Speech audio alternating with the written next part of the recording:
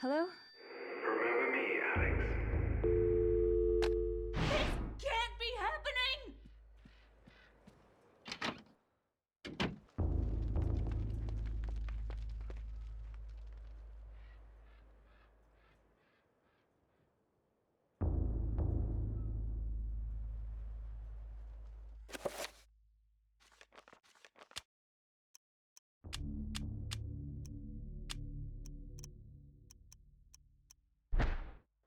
Enter my Celadon.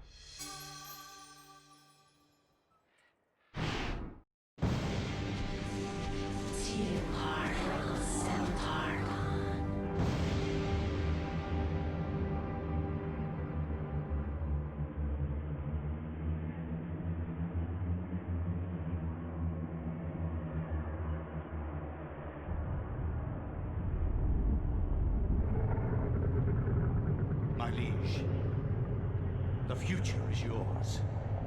The light in the age of darkness has been extinguished. The pillar of flesh has been constructed. The master of chaos, the keeper of the ancients, is long dead. The planets will be in alignment soon. All is prepared for your arrival. I will begin the final incantation that will bring you into our world within days. The next millennium will truly usher in a new age. Your guardians, now prepare the gate!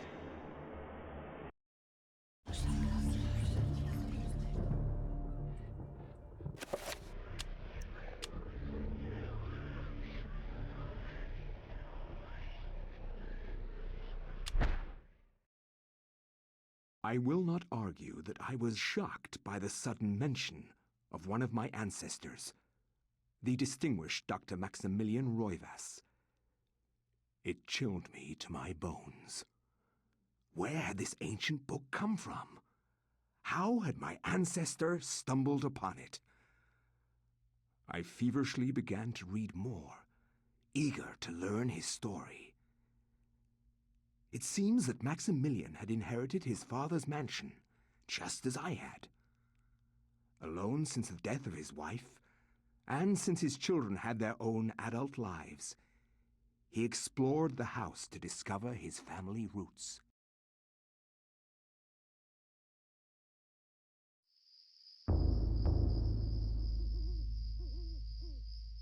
It has been 2 weeks since the death of my father, and it has finally come to me to look over the mansion. Now, I am truly alone, and forced to start a new life here in Rhode Island.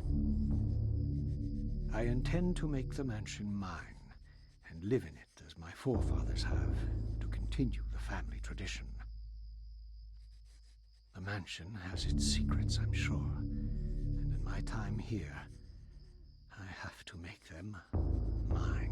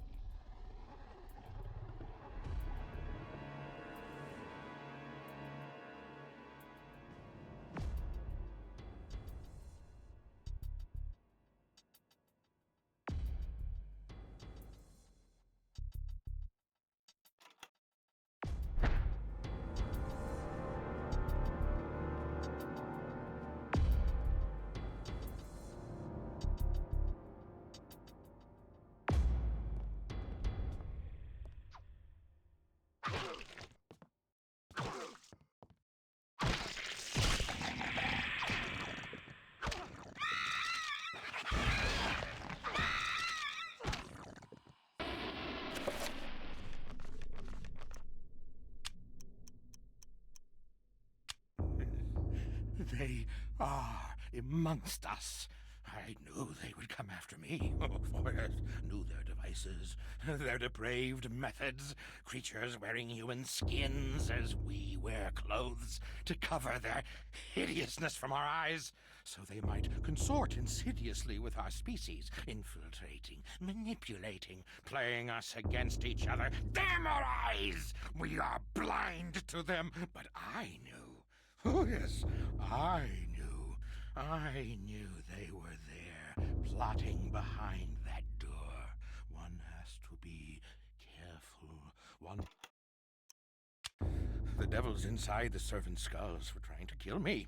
They plotted behind doors locked and barred and planned the downfall of the human race. I took care of the ones around me, stopped their plans. There are others, I'm sure. Out there, manipulating us, secreting madness inside our very heads, while our souls are pushed into the corners of our skulls, watching as our hands do tasks that we have no control over.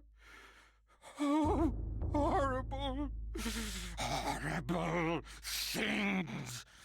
We must purge them from our midst, kill them all, cut them, burn them. It's the only way. I know. I've done it. It works.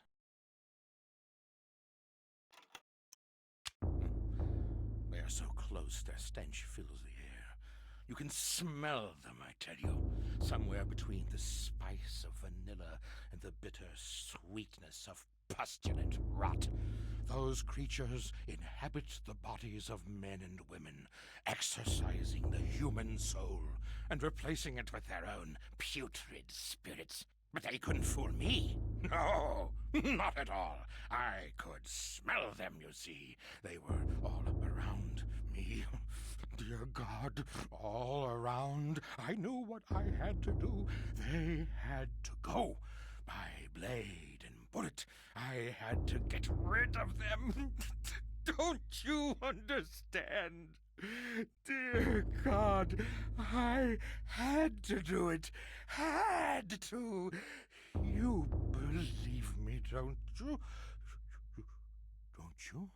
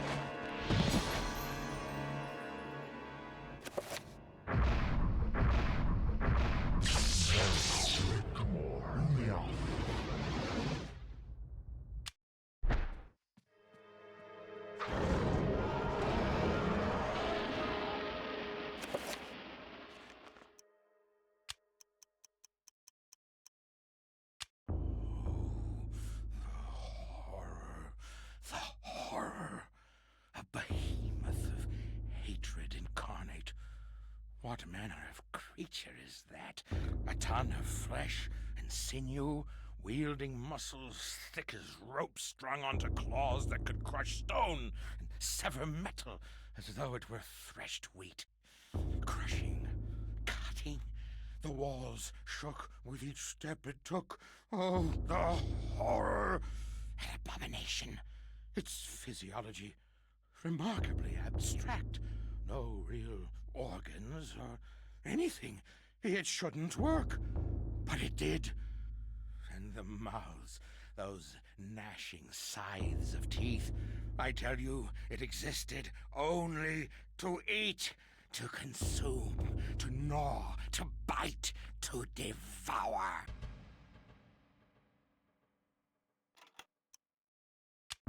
Eyes? Rot their eyes. Their staring sees through your soul like looking through a window.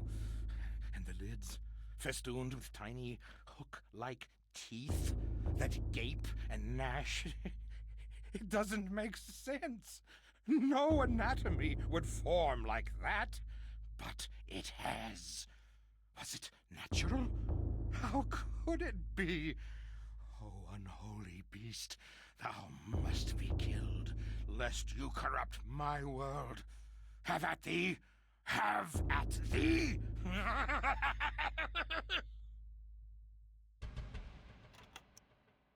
They have no eyes, but they can see, I tell you. No eyes. No eyes at all. But you can feel it looking at you. It stares through you like looking through empty air, and you can feel it raking your innards with their touch. The shiver of their senses combing your bowels through empty space. Oh, horribleness!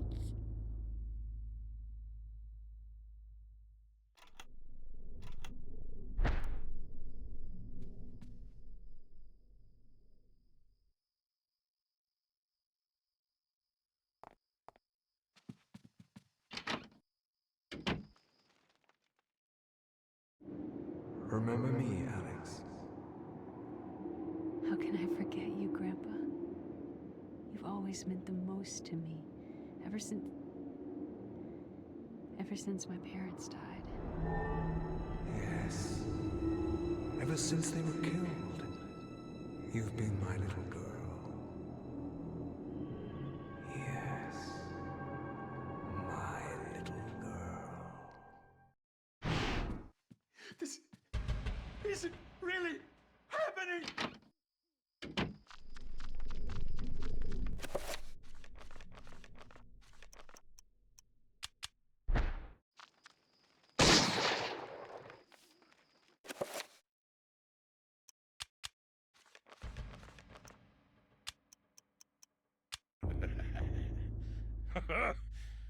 There are worlds beyond this one. Worlds as we've never seen. Nor can we. Our eyes do not open far enough. Try it. Try holding your eyes open. You can try holding them open as much as you want, but you'll never see, never ever see the world beyond the veil. The veil of reality. It's there to protect us from them. The ancients. The darkness. That which we cannot understand. Nor should we. Welcome the oblivion of ignorance.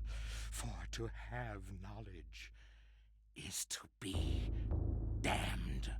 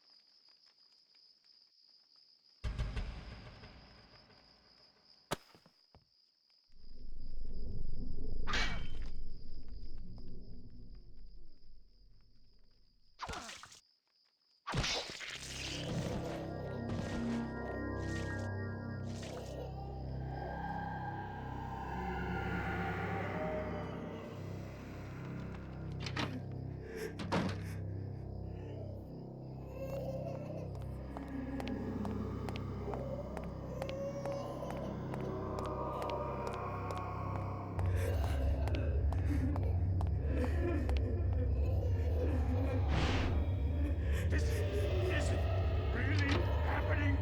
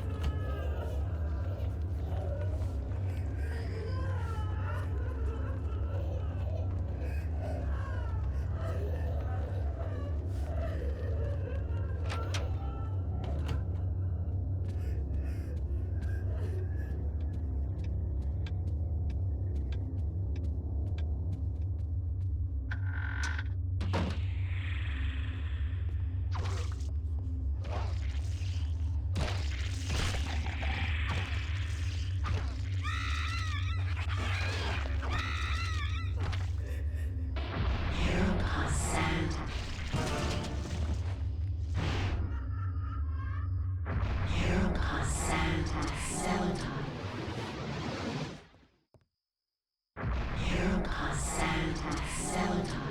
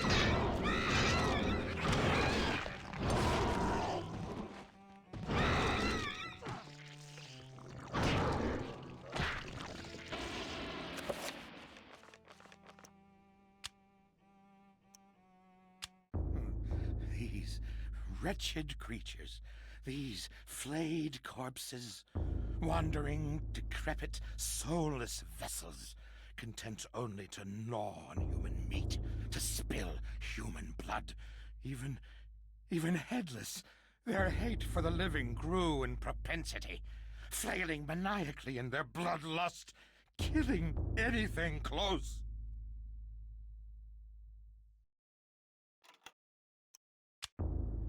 Neither the embalming salve of their wrappings nor the numbness of death could override the dominating madness that is Xenotarth, controlled, prodded into an existence by an incessant cacophony of voices penetrating every level of their psyches. These corpses are coerced into life, ambling, moaning, shrieking.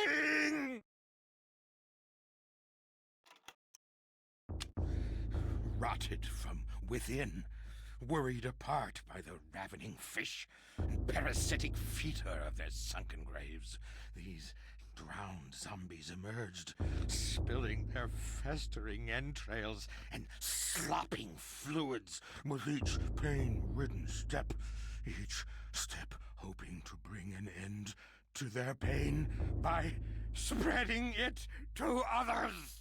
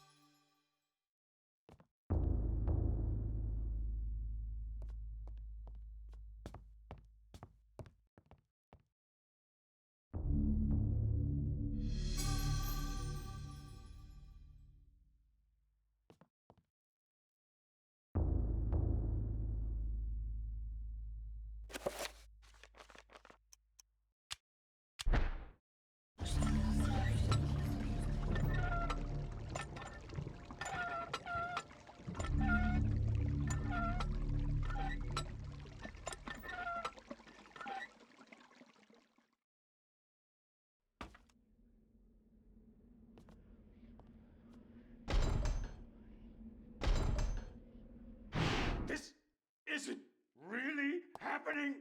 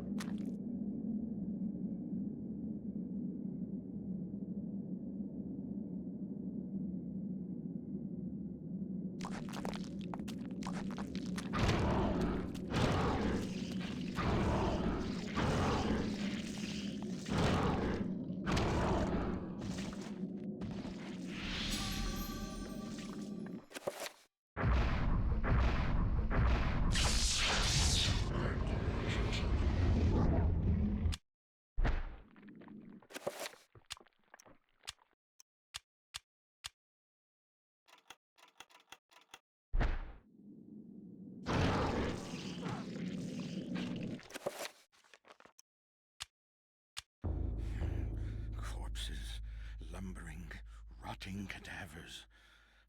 What contrivance could have wrought this abomination? Disease science, blasphemous occult rituals. How can something so dead, yet be so alive and hungry? They lust for flesh, human flesh, and feast upon all the sweet breads a man has to offer.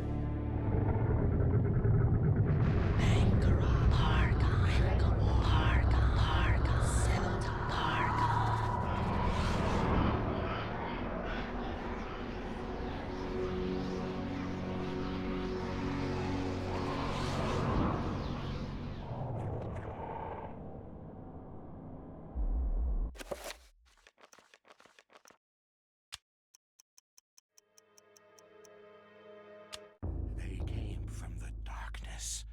Chittering, spider-like parasites infesting the city Enga. Enga! They killed the city's inhabitants, using them for food, for slaves, for play. In the city's last dark, doomed days, blood filled the waterways, drained upon the streets, a proud, mighty race, now nothing but bloody goblets of meat in the gutters. So it has been for eons.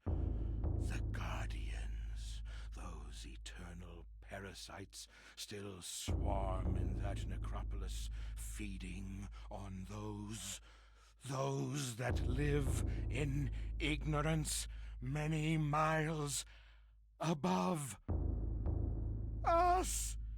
Damn you, listen to me! They feed on us! The darkness comes. It will consume us all. We must fight them, or all is lost.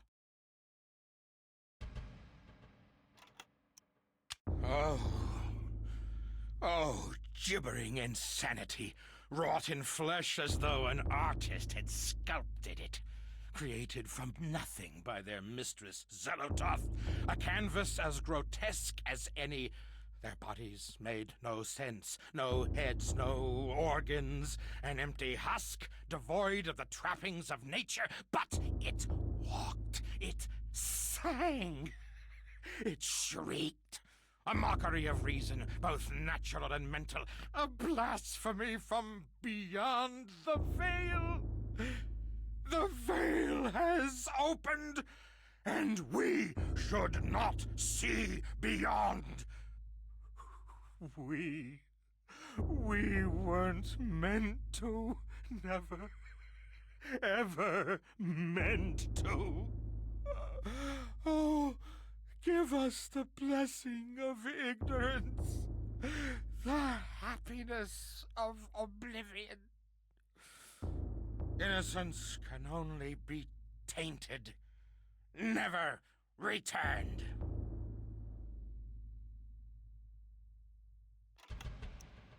Deep in those ancient caverns, a great city was lost. Long before we, humans, long before. The proud city of Enga, decadent and trusting, and it was their downfall.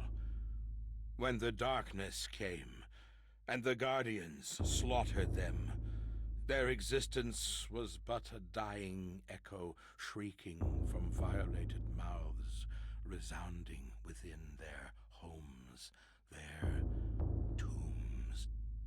If you stand alone in one of those halls, quietly, ever so quietly, you can hear the cries of the people of Enga, rent apart by the unseen claws of the Guardians. Their echoes still linger, as do their souls.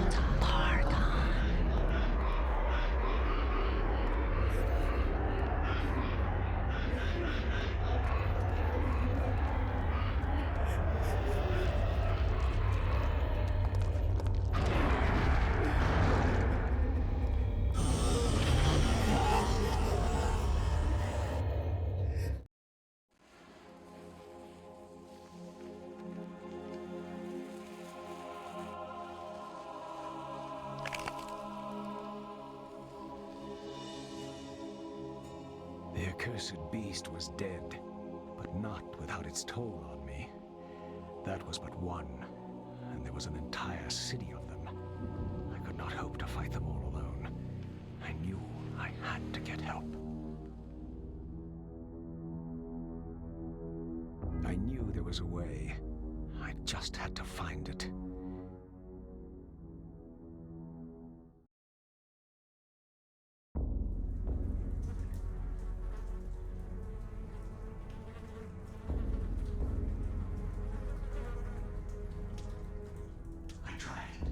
I tried to tell them, but they wouldn't listen to me. Damn them. Damn their eyes. They didn't believe me. Strange creatures. The world in peril from unseen foes. The darkness. Instead, they jeered and threw me into this forsaken place. A place of empty souls and fevered thoughts, reeking of fetor and decay. Thinking me mad with delirium. The fools cast away their hopes of salvation, but locking me in this damned asylum. May the rats eat your eyes! I